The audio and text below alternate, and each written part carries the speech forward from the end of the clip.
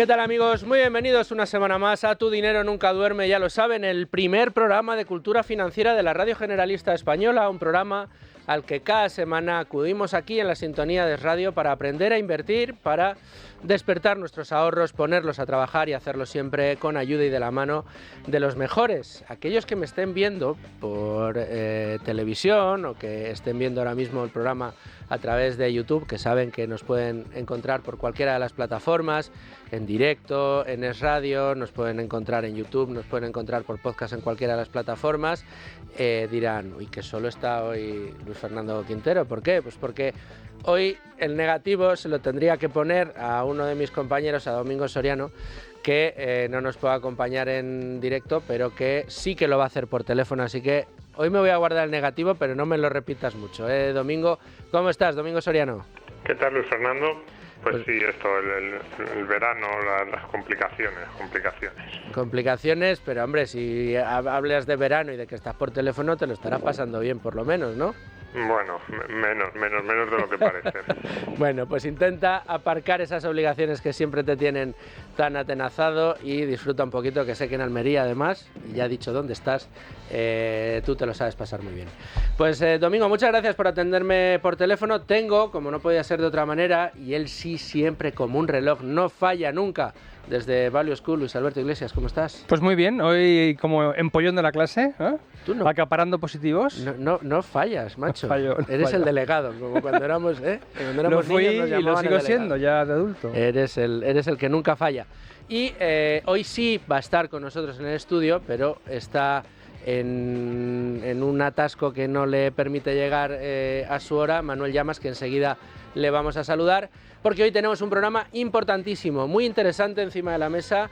Viene y nos acompaña hoy, voy a saludar ya al CEO de Nartex Capital, Tomás Marber. ¿Cómo estás, Tomás? Muy bien, encantado de estar aquí. Un conocido de todos ustedes, ya ha estado con nosotros en otra ocasión y hoy queremos seguir profundizando en ese estilo que cada día nos gusta más. Fíjate, Luigi, que hemos hecho temporadas en Tu Dinero Nunca Duerme con el Value Investing. Hemos visto el Value Investing desde todas las perspectivas, pero el Quality es...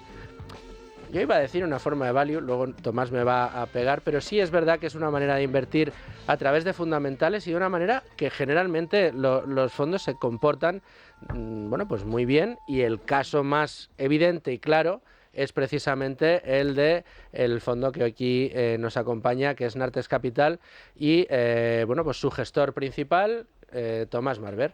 Así que, Tomás, bueno, pues hablaremos de calidad en el día de hoy. Excelente. De calidad y de excelencia, si quieres. Me también. parece. Mira, ya ha llegado por fin Manuel Llamas, ¿cómo estás? ¿Qué pasa? ¿Que la gente no se coge vacaciones o qué? O sea, Bueno, la gente... ¿Hay atasco en Madrid también en medio del verano? Bueno, pues en medio del verano.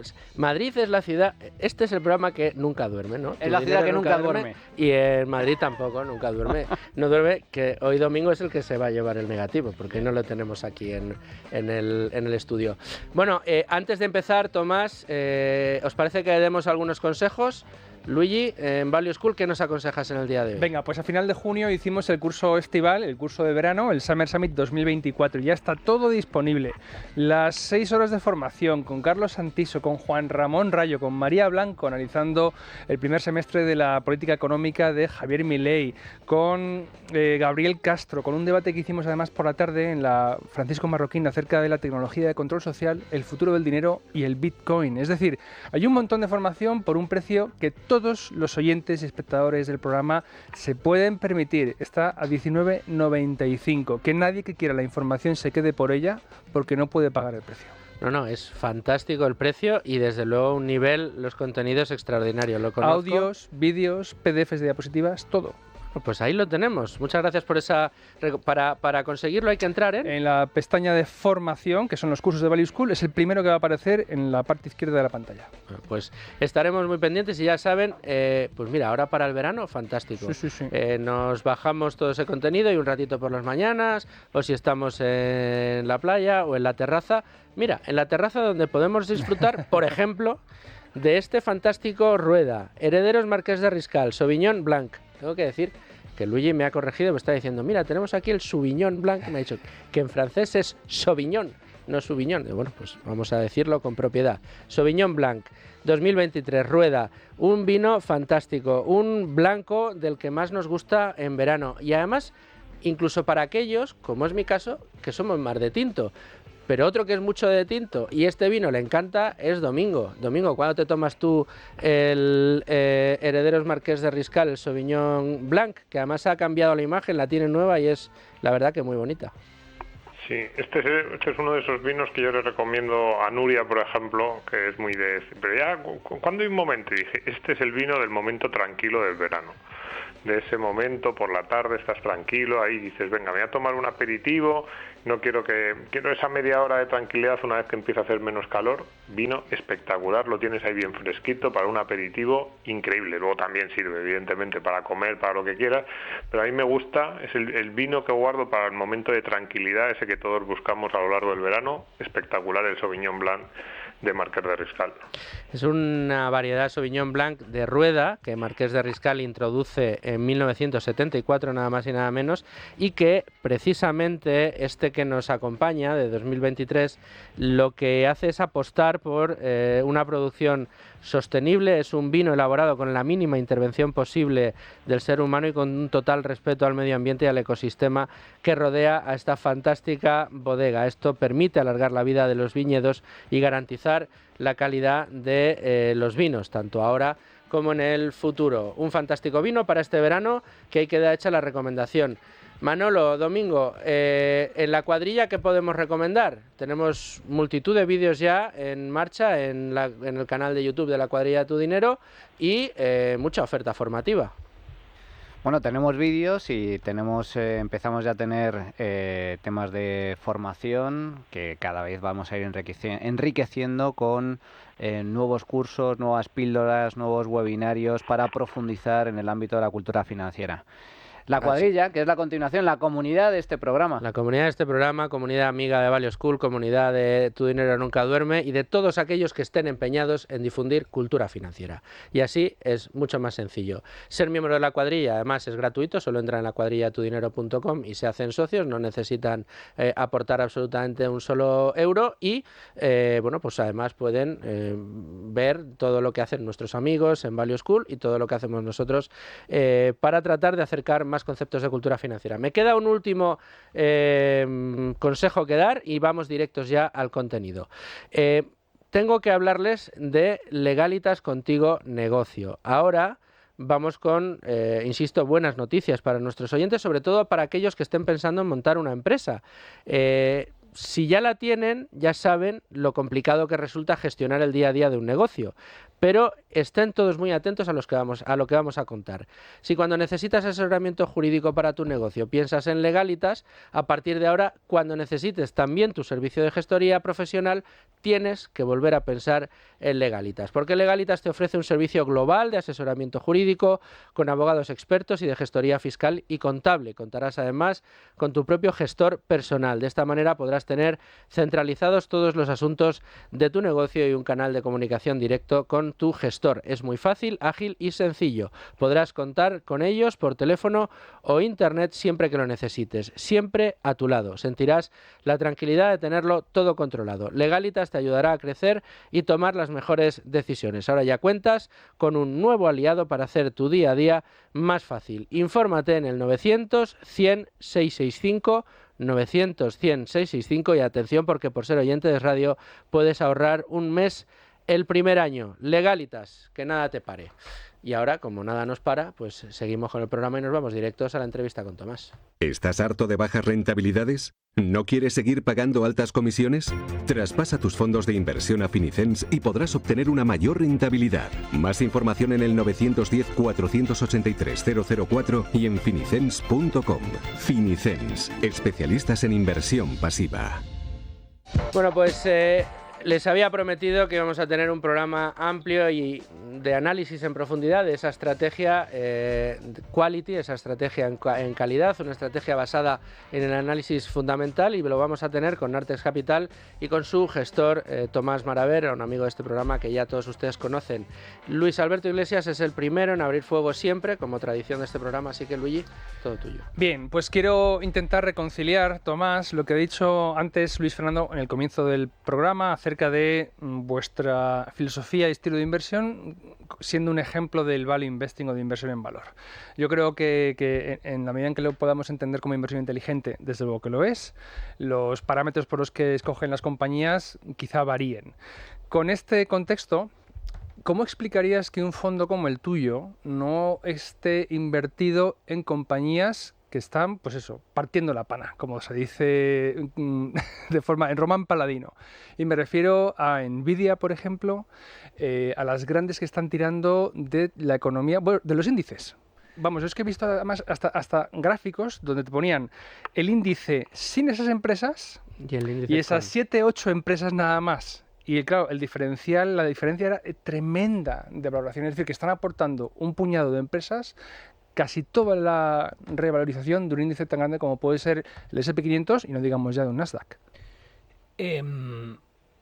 Vamos a entender dónde estamos, ¿no? Llevamos 2 años donde la concentración de los retornos ha sido un evento totalmente extraordinario. O sea, el 60% de los retornos del año pasado y el 64% a mitad de este año vienen por las grandes 7, ¿no? Esa es la primera reflexión.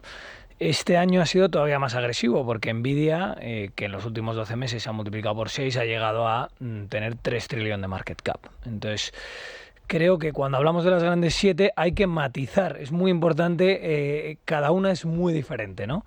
Entonces, ¿qué ha tirado los retornos? Creo que las grandes 7 en gran parte veníamos de anualizar un 2022 horrible y hubo un gran rebote. Ese fue el caso de Meta, Google, Microsoft, que esas 3 justo están en nuestra cartera. Es el caso de Amazon a día de hoy y eso es lógico, ¿no? Y hay que ver en el contexto de la valoración que tienen esas compañías, qué tiene sentido y qué no, ¿no?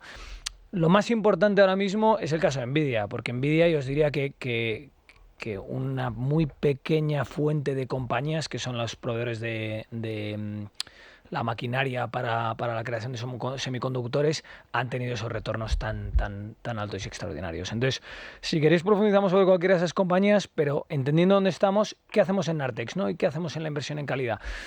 Nosotros realmente no somos especuladores, lo que somos es, de hecho, aceptamos que invertir en renta variable tiene cierta volatilidad, pero el subyacente del riesgo que asumimos es muy bajo. Estamos buscando invertir en compañías donde el riesgo que estamos asumiendo a largo plazo es ínfimo, os diría, ¿no? Entonces, ¿qué le pasa a una compañía como Nvidia, ¿no? Y con 1 trillón de market cap, ahora está en 3 trillones, ¿no? Pero hace un 300% de retorno, ¿qué le pasa a una compañía como Nvidia? Bueno, yo creo que es muy interesante ver qué ha hecho en el pasado, ¿no? El pasado informa mucho sobre cómo va a ser el futuro en repetidas ocasiones, ¿no? Pues ves una compañía que ves que sube y baja y ha tenido en repetidas ocasiones ha caído un 80%, ¿no? Entonces, cuando yo veo una compañía como Nvidia o cuando veo cualquier compañía, en nuestro caso lo primero que miramos es cómo es la valoración en el contexto del crecimiento que tiene y el retorno en capital que tiene esa compañía, cómo de eficiente es esa compañía a la hora de crecer, ¿vale? Eso es el retorno en capital. Pero lo importante es cómo de predecible son esos retornos y por eso miramos tan pocas compañías. Nvidia ahora mismo tendrías que asumir que va a seguir siendo un monopolio en los chips, en las GPUs, tan conocidas como GPUs, a muy largo plazo. La realidad es que es una asunción muy difícil. ¿Por qué? Porque conocemos muy bien a un duopolio que es Cadence Design Systems y Synopsys, ¿vale? Que son las compañías que venden el software para diseñar esos chips y nunca han vendido tanto. ¿Por qué? Porque están vendiendo a todos los hiperescaladores, es decir, a Microsoft, a AWS, a Amazon, que es propiedad de AWS, y a Google y a Meta y a Oracle, que son las grandes compañías, pues te diría que el 80% del CAPEX ahora mismo en hacer esos grandes servidores es por esas compañías, ¿no? Estamos hablando de 186 billones, se ha multiplicado por 5 en los últimos, por más de 2 en los últimos 5 años.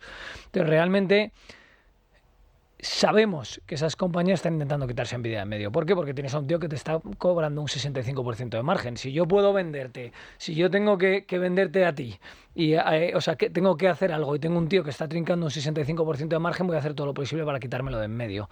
Entonces, la primera asunción que tienes para justificar para justificar la valoración de Nvidia es que va a continuar siendo un monopolio a largo plazo y va a tener unos márgenes del 65%, que es el caso actual.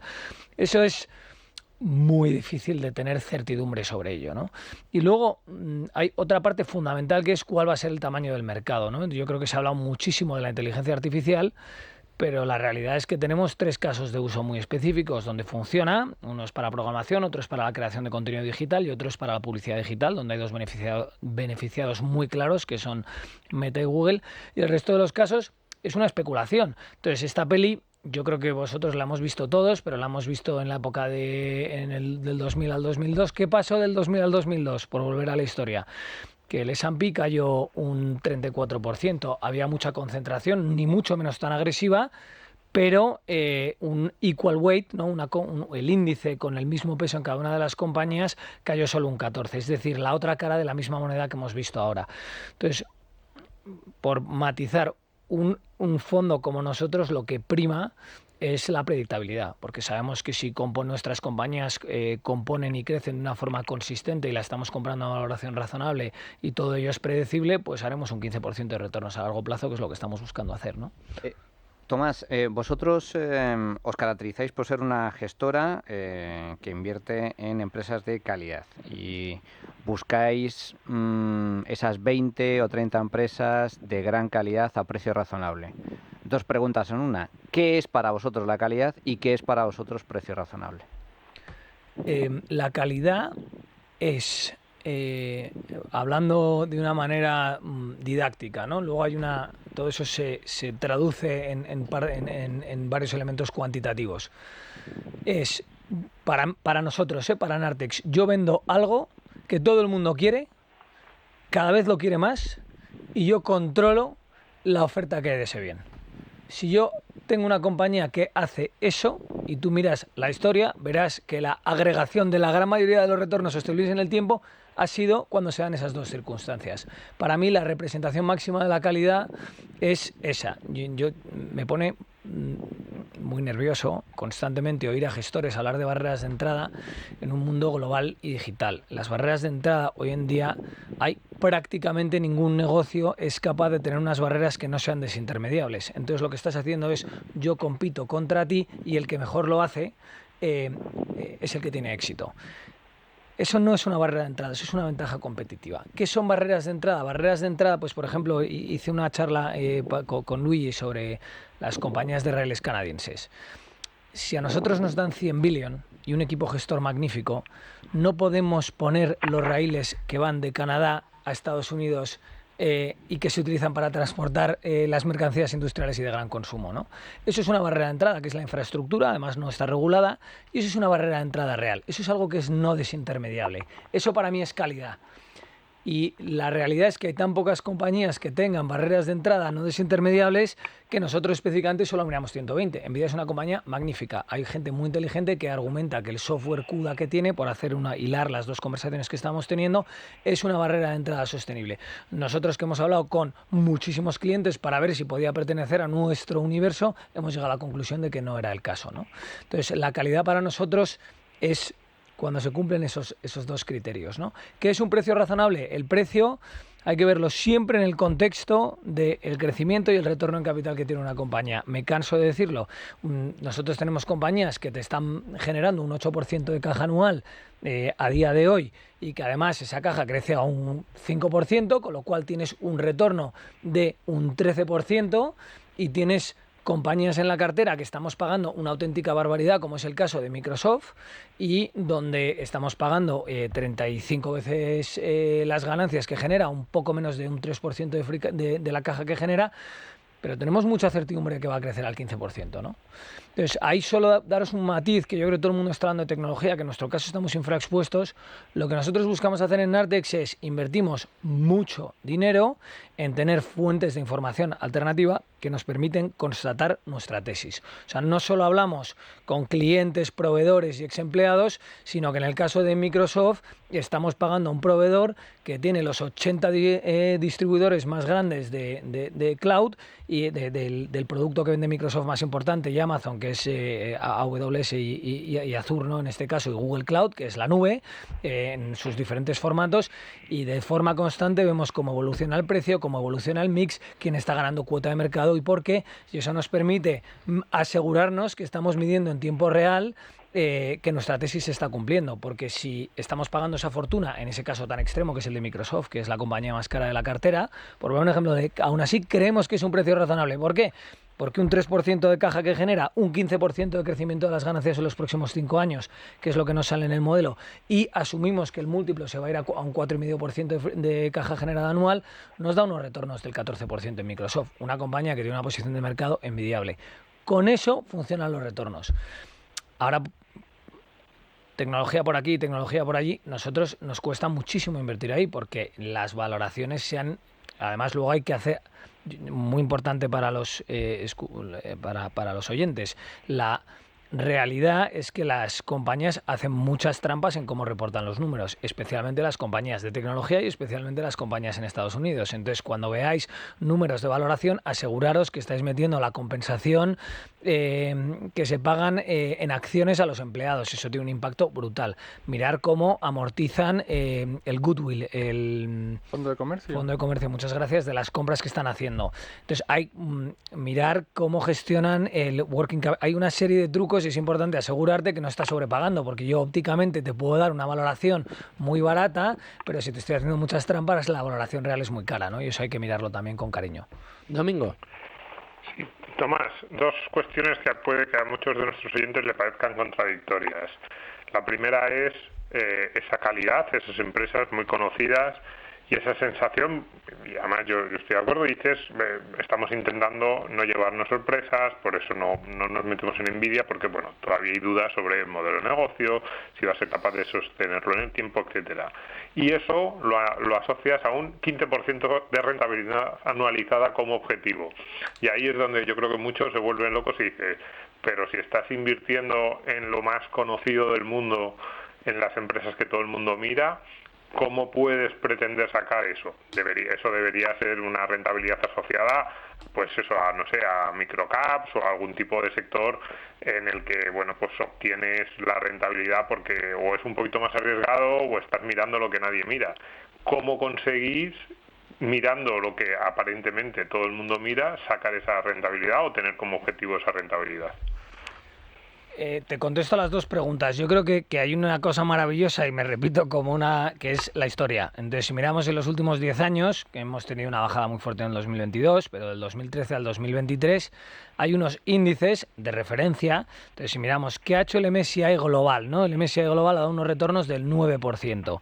Y ha hecho eso pagando de media, ¿no? Hemos pagado 18 veces PER, en español PER, ¿no? Perfecto.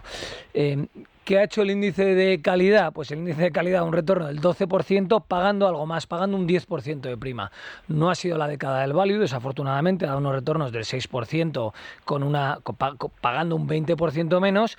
Y el growth, que de tanto hemos hablado y ha sido la gran década del growth, ha dado un retorno del 11%, es decir, menos que quality. Nosotros estamos directamente pescando donde están los peces. Esa es un poco la visión que tenemos. Queremos pescar en una tipología de compañías que dan retornos superiores asumiendo un riesgo más bajo. Ya hay un ratio que se llama el ratio de Sharpe, que mide exactamente eso, que es el retorno por unidad de riesgo asumido. ¿Y cuál es el factor que mejor funciona? Calidad. Por eso hacemos calidad. Si es que hacemos calidad porque es lo que mejor funciona, no porque haya nada extraordinario. Es imposible saber qué va a funcionar en el mercado a corto plazo, pero sabemos que a largo plazo es lo que mayores retornos da, ¿no? Entonces nosotros específicamente dentro en Nartex, ¿no? A tu pregunta, lo que yo creo que nos diferencia y es un motivo por el cual hemos escalado de una manera significativa en el fondo, y no venimos aquí a hacer publicidad retail, venimos aquí a de una forma didáctica entender cuál es o explicar cómo creemos que es la filosofía que debería ser el fondo de armario de cualquier cartera de renta variable para una persona normal. ¿Qué hacemos en Nartex?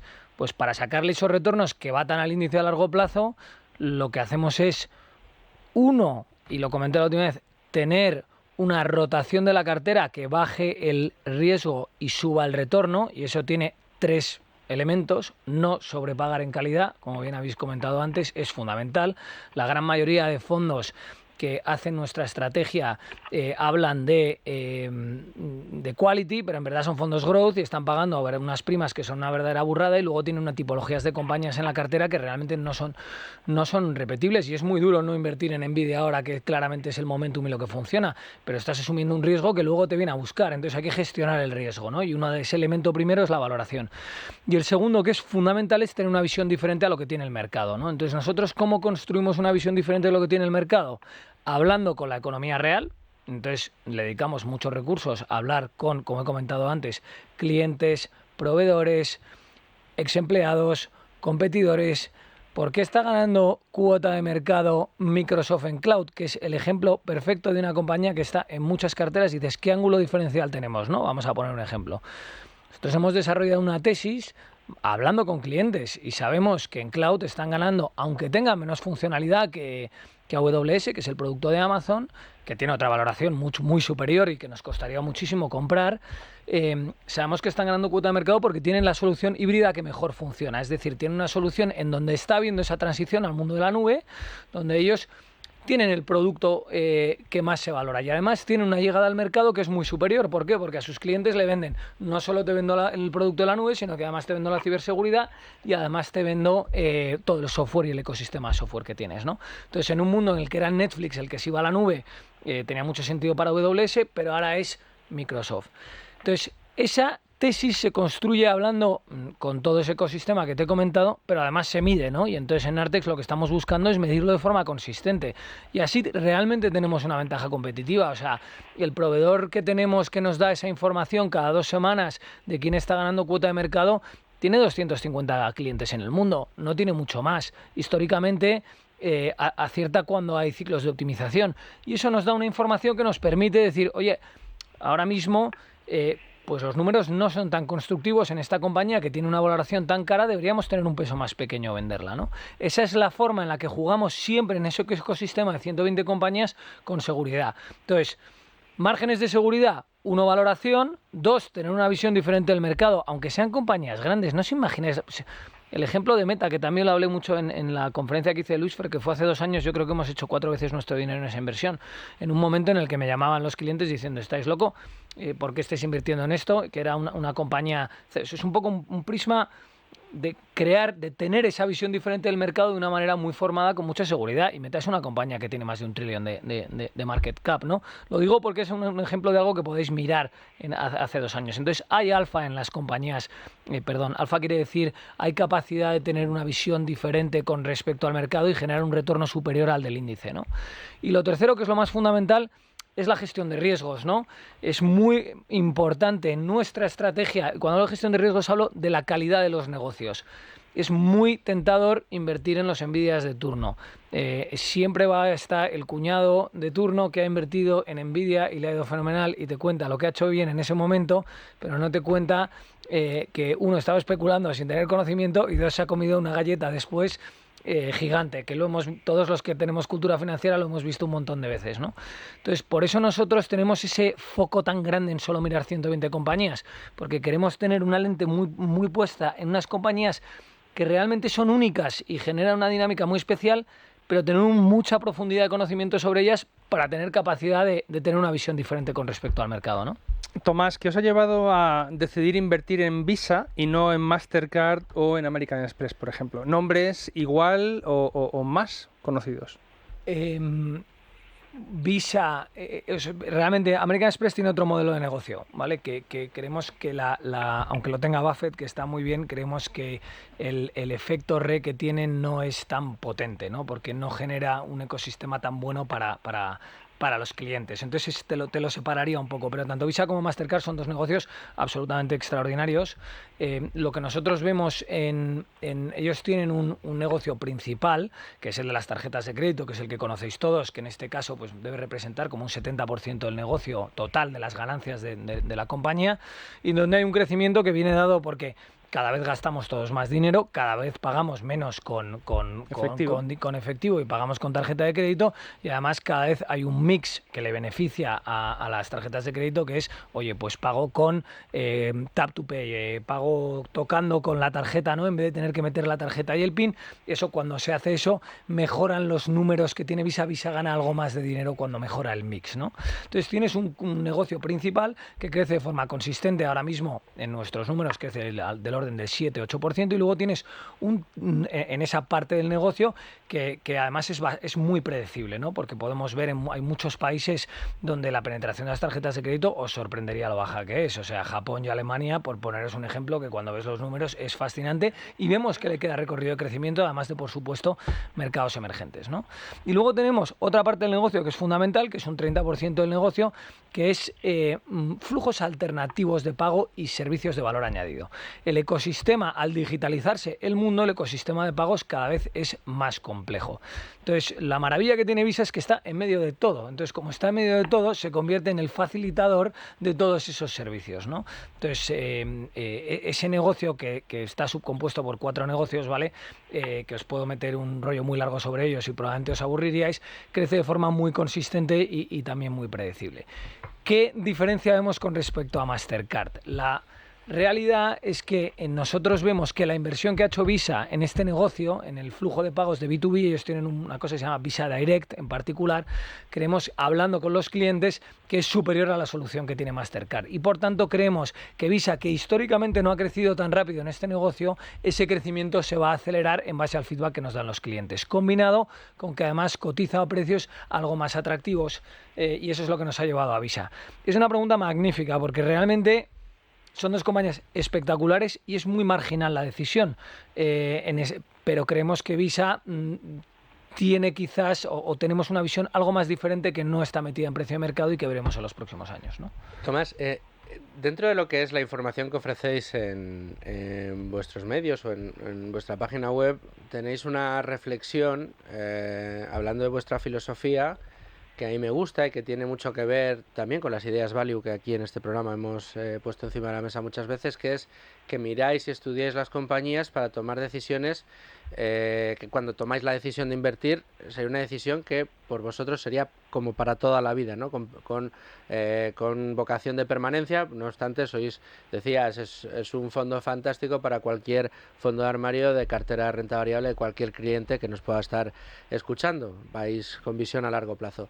Sin embargo, por otro lado, habláis que tenéis una visión de esas 100-120 compañías que miráis constantemente por si hay que ir rotando en un momento determinado. ¿Cómo casan estas 2 ideas y cómo lo hacen dando rentabilidad a los clientes? O sea, nosotros tenemos una rotación que ronda entre el 15 y el 25% anual, ¿vale? Y eso es muy controvertido. La gran mayoría de fondos quality o de calidad lo que hacen es que no rotan la cartera. ¿Qué es lo que te pasa si no rotas la cartera? En compañías muy buenas que expanden la valoración de una manera muy significativa y el mercado piensa igual, que baja tu margen de seguridad. Porque si yo tengo una cartera en la cual lo que me funciona cada vez tiene más tamaño porque crece, tiene una valoración muy alta y normalmente mi visión no es tan diferente como la que tiene el mercado, que son 2 de los 3 márgenes de seguridad fundamentales a la hora de hacer cualquier inversión, ¿no? Entonces, ¿de qué depende nuestra rotación? Pues te diría que principalmente de 3/4 factores, ¿no? El primer factor es la relación riesgo-retorno. Si yo tengo una compañía que se aprecia un 300% o un 30%, me da igual, y mi retorno prospectivo ha bajado, tengo que bajar el tamaño. Y de hecho, muchas veces la llevo a vender, ¿no? Entonces, porque esto no es estanco. Yo compro algo para toda la vida, pero la valoración puede cambiar mucho. Ese es un poco lo fácil, ¿no? Lo difícil es que suba el riesgo. Os voy a dar un ejemplo, por algo así que todo el mundo. Alphabet, propietaria de Google. Un negocio que hace 2 años, creo que si le hubierais preguntado a la gran mayoría de gestores muy formados y que les encantan las compañías de calidad, os habrían dicho todos que era el mejor negocio del mundo. Y es un 70% de las ganancias de Google. La realidad es que con esta revolución que estamos viendo en tecnología sobre los grandes modelos de lenguaje, no sabemos qué implicaciones va a tener en su negocio principal. ¿Por qué digo eso? Porque hay unos pequeños grupos de foco que tú puedes mirar que están haciendo cuando utilizan unas aplicaciones que se llaman Perplexity, que habréis oído hablar de ellos, o Microsoft Copilot, que igual algunos habéis probado y si no, probaréis, ¿no? Y en cierta medida es sustitutivo ese proceso. Entonces, los números que tenemos nosotros para esa compañía ahora mismo son magníficos en los próximos 2-3 años, porque la estrategia de YouTube es espectacular, Workout está ganando cuota de mercado, los precios están reestructurando el número absurdo de empleados que tenían, porque realmente no he visto una compañía escalar peor en mi vida, y el negocio de Search está yendo muy bien, ¿no? Pero la realidad es que ha subido el riesgo. Entonces, ¿qué tamaño tienes? ¿Y por qué digo que ha subido el riesgo? Porque en los grupos de lo que se llaman los que se adaptan pronto, los early adopters, no sé cómo se traduciría de una manera lógica, sí que canibaliza a Search. Entonces, ¿ha subido el riesgo? Si ha subido el riesgo, puede o salir de nuestra cartera o reducir el peso, ¿no? Eso sería un segundo área fundamental. Y luego también, cuando nos equivocamos, porque nos equivocamos y nuestras tesis no se cumplen, pues vendemos compañías y tenemos bastante disciplina ahí. Si nuestra tesis ha sido incorrecta, nos salimos. No queremos. He tenido la suerte de invertir durante suficiente tiempo en mi vida como para saber que si te quedas ahí porque ha bajado la valoración y crees que ya ha pasado, te metes en la trampa de la muerte y vas perdiendo dinero, cada vez perdiendo más dinero y eso, o sea, hay que alimentar donde ganas, siempre y cuando tengas una visión diferente y la valoración sea y ese dicho que hay de alimentar a tus ganadores y cortar a los perdedores, ¿no? Entonces, en cierta medida hay que tener también esa disciplina y eso nos pasa, ¿no? Y os puedo dar algún ejemplo si queréis, pero vamos, eso por supuesto que nos pasa. Domingo. El problema, yo aquí estoy intentando hacer abogado del diablo, ¿no? Pero iba a decir que en este mismo sentido que dices, por ejemplo, Google, Amazon, estás hablando de grandes empresas, algunas de ellas que parecen muy seguras y dices, uy, cuidado porque a veces no lo es tanto, y por ahí sería mi otra duda, o una de las dudas clásicas que se plantea con el quality, van por ahí. ¿Hay todavía negocios que queden al margen? Porque es verdad, ponías antes el ejemplo del tren, ¿no? Dice, hombre, pues el tren pues no te van a instalar otras vías o incluso puede que tenga una especie de monopolio legal o similar. Bueno, pienso en tren, otro tipo de infraestructuras y de repente alguien puede decir, ya, pues si ahora a lo mejor el problema de la disrupción te viene pues en el sector del transporte por el coche autónomo. Entonces tú en el coche tradicional del siglo XX sí que tenías determinadas ventajas, pues si tenías carreteras de peaje, este tipo de cosas.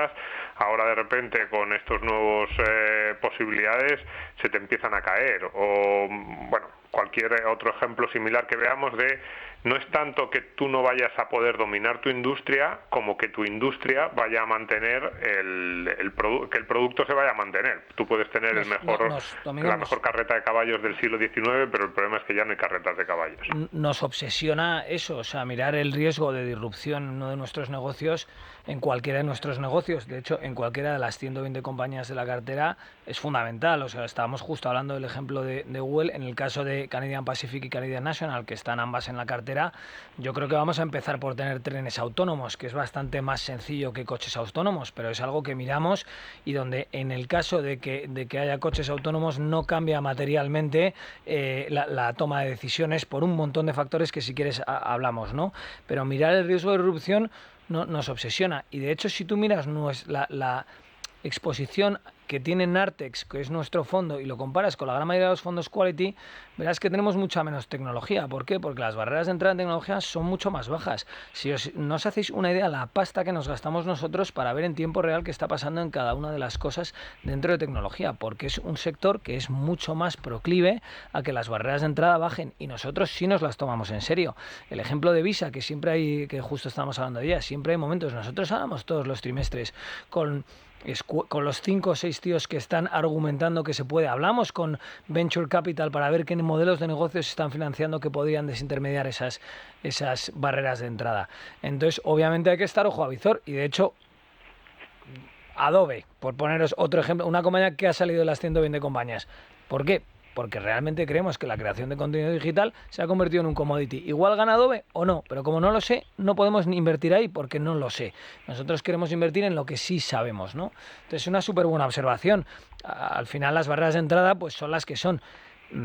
capacidad instalada, efectos de re, etcétera, costes de cambio reales, y eso lo que hay que hacer es hablar con la gente que usa el producto, compite en ese ecosistema y asegurarte de que no te van a desintermediar.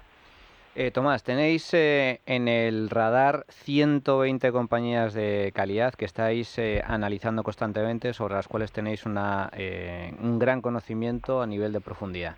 En estos momentos, ¿cuántas compañías componen vuestra cartera? ¿Y cuál es la compañía en la que tenéis una mayor posición y por qué? No me digas que es Visa, porque esa tesis ya la hemos abordado, pero... Nosotros tenemos 25 compañías, no queremos tener nunca más de 25 compañías, igual puntualmente tenemos 26, y me remito una vez más a la historia de los hechos. Con una cartera bien estructurada, lo que consigues tener es, con 25 compañías, la máxima capacidad de batir al índice asumiendo el mismo riesgo, ¿no? Entonces, en cuanto te vienes un fondo con 50 compañías, te pareces muchísimo al índice si has estructurado bien la compañía, ¿no? Entonces, ese es el primer motivo por el cual nos hemos autoimpuesto esa barrera. Nosotros, yo siempre digo que no tenemos una posición principal, tenemos varias posiciones principales que de hecho no están correlacionadas entre sí a la hora de dónde vienen los retornos, porque eso sería un riesgo, ¿no? Entonces, un ejemplo, o sea, las compañías grandes que tenemos ahora mismo, un ejemplo es Moody's, ¿vale?, que es una compañía muy importante en la cartera. Otro ejemplo es Visa, que lo hemos comentado antes. Otro ejemplo es Airbus, que es una posición fuerte para nosotros. Otro ejemplo es GoDaddy, que es otra posición fuerte para nosotros. Y tenemos una cola de 8 compañías, con lo cual hablamos de lo que más ilusión os haga a vosotros. En el caso de Moody's, por ejemplo, que es una de las grandes, una de las grandes calificadoras a nivel mundial, ¿qué es lo que la hace tan especial en comparación con otras compañías o con las mismas compañías del sector? Bueno, ahí tienes es un ejemplo muy bueno de eso que hablábamos antes, de una barrera de entrada diferente, ¿no? Que es cuando es la combinación de, por un lado, un efecto re, ¿vale?, con un coste de cambio, porque hay que cambiar de un lenguaje que conocemos todos, con un IP especial, ¿no? Entonces, la primera reflexión que os haría es: la estructura de mercado lleva siendo... ¿Cuánto tiempo creéis que lleva siendo la misma, la estructura de mercado de las agencias de calificación crediticia? Mínimo... ¿20 años? No, yo creo que bastante más. Entre 50 y 100 años. 100 años. 100 años. Entonces, tú tienes una compañía que tiene un 40%, otra compañía que tiene otro 40%, y luego tienes a Fitch, que es más pequeña, ¿no? En el 2008 estas compañías, como sabéis, califican de una manera totalmente inadecuada el riesgo de los CLOs y los CDOs, que en cierta medida se les podría culpar por la crisis. Y de hecho cambia la regulación para que entren nuevos jugadores. Cero cambio en la estructura de mercado. Se mantiene exactamente igual. Los mismos operadores. Los mismos operadores con las mismas cuotas de mercado. Señores, eso es una barrera de entrada. Cuando te tomas en serio las barreras de entrada, eso es una barrera de entrada. Entonces, esa es la primera reflexión, ¿no? Entonces, ¿cómo funciona el modelo de negocio de crecimiento de una compañía como Moody's, ¿no? Pues tú tienes un crecimiento, y esto pasa con todas las compañías. Lo primero es, y me lo oiréis decirlo todo el rato, crecimiento por volumen, ¿no? Entonces, ¿cómo cuantificamos ese volumen? Pues tienes por un lado el crecimiento del PIB global, y luego tienes por otro lado la desbancarización global. Cada vez los bancos tienen una posición menos relevante en la financiación de compañías, y lo que hay es una migración al mercado de bonos, al mercado institucional, por un tema regulatorio de riesgo de balances, bueno, por un conjunto de problemas que tampoco voy a aburrir a la audiencia con ello, ¿no? Entonces tenemos un crecimiento en volumen que realmente estás hablando de un 3-4% si eres conservador, 4-5% si es lógico. Puedes mirar toda la historia para verlo, ¿no? Luego tienes el elemento de mix, que tanto nos gusta, ¿no?, y que me vais a hablarlo, decirlo. Eso es una forma de subir precios de una manera encubierta, ¿no?, que Visa de hecho no lo hace formalmente, pero en el caso de Moody's sí que lo hace, y lo hace de forma significativa, ¿no? Entonces, en cuanto a mix, ¿qué está pasando? Cada vez hay más productos sofisticados, principalmente cada vez el private equity, del que habéis oído hablar tanto, capital riesgo a gran escala, tiene una parte más prominente en el mercado. Esos negocios están más apalancados y Moody's y S&P les cobran más, ¿no? Y en tercer lugar tienes la variable de precio. Estos señores suben el precio entre un 3 y un 4% durante los últimos 20 años, básicamente es lo que están haciendo, ¿no? Entonces tienes un crecimiento en ingresos que en función de dónde estés estás entre un 8 y un 10%. Luego tienes una cosa que es lo maravilloso que tienen la tipología de compañías, y por eso me empeño tanto en las barreras de entrada como en las que invertimos nosotros, que es que en la gran mayoría de los negocios tú mejoras, pero tu competidor mejora, y eso se lo pasas al cliente, porque es un mundo muy competitivo. Justo en nuestra estrategia lo que estamos haciendo es lo contrario, es invertir en las pocas empresas que no tienen que hacer eso, ¿no? Entonces, ahí se expanden los márgenes de las compañías de calidad, como es el caso de Moody's y S&P, se expanden de forma estructural porque al subir precios se quedan ellos el 100% de esas subidas de precio, ¿no? Y de hecho no se lo tienen que pasar a sus empleados. Entonces, una cosa muy importante a la hora de mirar barreras de entrada y asegurarte de que ese conflicto entre te he subido los precios y me estoy pasando y estoy generando un vicio oculto en el cual mis clientes van a acabar hartos aunque no tengan una alternativa. Más o menos el coste de hacer un rating son 8 puntos básicos, ¿vale? Y el ahorro medio a una compañía media, ¿no? de las donde invierten las de capital riesgo es entre 40 y 50 puntos básicos anuales. Es decir, la diferencia que hay entre lo que te cobro y el valor añadido es entre 4 y 5 veces, ¿no? Ese es el primer factor. En el caso de los grandes operadores, grandes emisores globales, directamente no hay una alternativa. O sea, si tú quieres diversificar tus fuentes de capital, tienes que tener bonos que estén tengan una calificación crediticia por ese monopolio paralelo que es Moody's y S&P, ergo, como no hay alternativa, pasas por caja. O sea, quiero decir, España paga a Moody's y S&P, no Estados Unidos, que es el mayor emisor, paga a Moody's y S&P, ¿no? Entonces, ese sería un poco el crecimiento estructural que tiene la compañía. Ahora, puntualmente, ¿qué pasa, ¿no? Y volviendo un poco a esa idea de rotar la cartera de una manera inteligente asumiendo un riesgo limitado, ¿no? Lo que hemos visto una primera fase en el caso de ambas compañías, S&P y Moody's, en el cual se han expandido los múltiplos. ¿Por qué? Porque vivimos una recesión. Señores, justo donde ha habido una recesión no ha sido en ningún otro sitio que en servicios financieros. Al subir los tipos del 0 a X en función del país donde estés, ¿qué pasa? Que nadie emite deuda. ¿Por qué? Porque hay mucha volatilidad y está todo el mundo comido. Entonces, estas compañías pasan dos cosas. Uno, ganan menos dinero de la ganancia normalizada que tienen, ¿vale? Combinado con que bajan los múltiplos porque el mercado es muy cortoplacista. Y eso genera una oportunidad para inversores a largo plazo, como nosotros, Nartex, para que inviertan, ¿no? Entonces ahora hemos visto cierta expansión de los múltiplos y ahora estamos empezando a ver esa normalización de las ganancias que tienen las compañías. ¿Cómo podemos ver esto? Pues hay una cosa que se llama el muro de refinanciación, que es cuánta deuda tenemos que refinanciar todos los emisores que hay en el mundo, y lo sabemos. Entonces nosotros podemos modelar exactamente cuánta deuda hay que refinanciar. Pues para que os hagáis una idea, en los últimos 12 meses, la cantidad de deuda a refinanciar durante los próximos 5 años se ha aumentado por un 20%. Es decir, yo tengo una demanda que está latente, que sé que está ahí, y que tiene que pasar por caja, pasar. No hay alternativa. O sea, tengo lo que yo les diría que es una autopista del mercado de capitales. Como podéis ver, todo es muy consistente con lo que estaba comentando. O sea, la combinación de unas barreras de entrada infranqueables con algo que la gente quiere cada vez más si tengo mi crecimiento estructural. En este caso, tenemos la capacidad de un arbitraje, bien sea en múltiplo, bien sea en la normalización de las ganancias, pero sobre todo que tenemos mucha visibilidad sobre eso, ¿no? Y nosotros miramos mucha data y hablamos con muchos emisores, estamos monitorizando a nivel mensual cuánta deuda se emite, un montón de variables para asegurarnos que en efecto no nos estamos equivocando en la tesis. Luigi. Vale, pues larga, ¿no?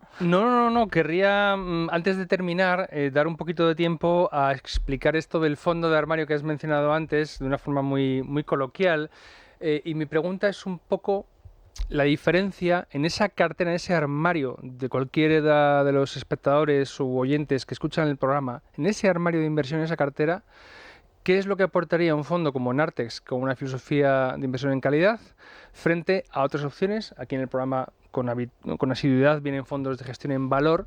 Es decir, ¿qué aporta de extra a esa cartera invertir con otro criterio cuando ya se tienen otros distintos, ¿no? Y también lo hablo, desde luego, yo soy partidario de que se diversifique en factores de rentabilidad. La calidad es uno, el valor es otro, pero también sabrás que aquí somos mucho de bandos. No, yo me considero inversor en value y esto como que no lo acabo de ver claro. Tú planteas que puede ser eso, ese fondo de armario, además de otras cosas. O sea, es que ahí me haces dos. O sea, ¿qué es lo que no ves claro, Luigi? No.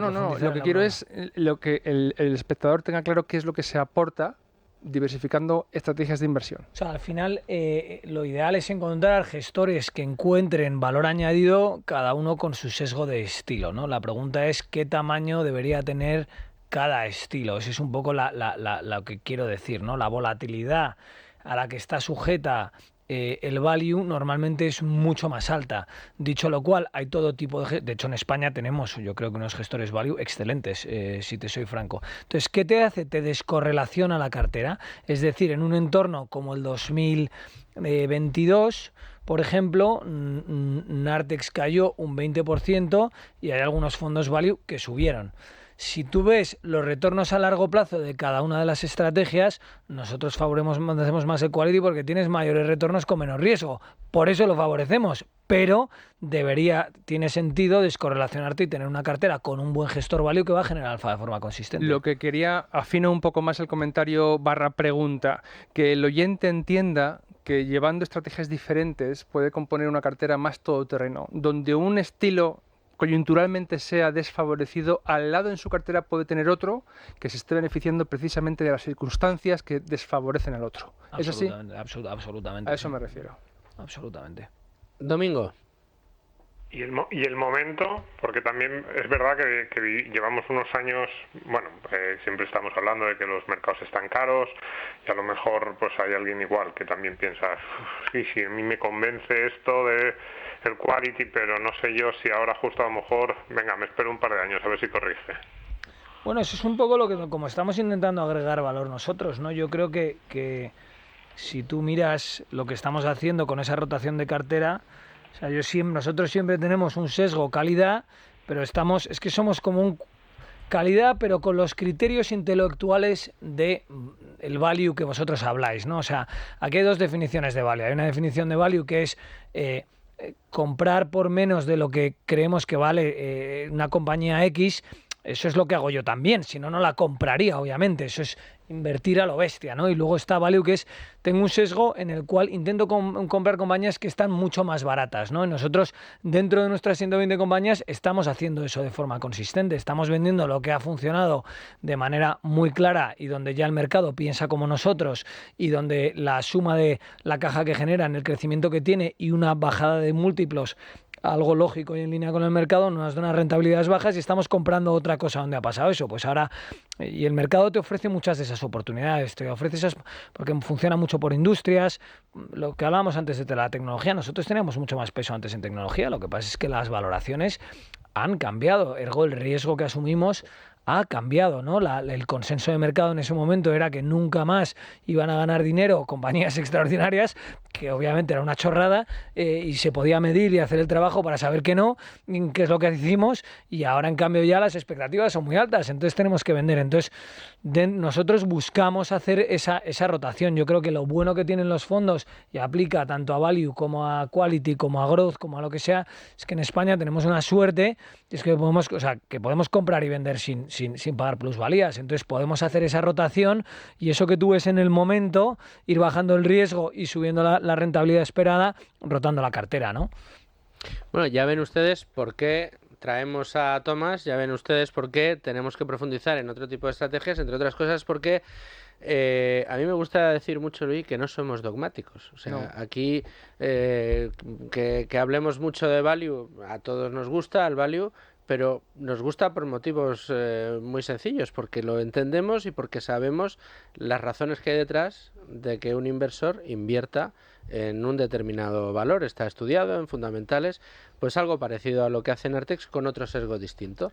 Pero fíjate, Luis Fer, tenemos también indexación, tenemos calidad, o sea, somos muy agnósticos en cuanto a enfoques de inversión. Por supuesto, lo que buscamos siempre es visiones a largo plazo, entender dónde estamos invirtiendo, por qué hemos invertido en esto y qué es lo que tenemos que esperar de cada una de las inversiones. Y yo creo que hoy ha quedado extraordinariamente claro lo que uno puede encontrar en una inversión de estilo calidad como lo que hace Nartex Capital. Y muy importante lo que comentaba antes, Luigi, que no son estrategias incompatibles entre sí, que tú como inversor puedes tener parte de tu cartera en indexados, gestión pasiva, parte de tu cartera en value, un poco de tu cartera en growth, un poco de tu cartera en quality. Es decir, no son estrategias para nada incompatibles, al revés. Si las sabes combinar bien, dándole pesos, sabes darles el peso adecuado, te pueden dar ser incluso complementarias y añadir valor. Desde luego que añadir valor e incluso estabilidad a una cartera que en determinados momentos, dependiendo de lo cerca que estemos o no de ese momento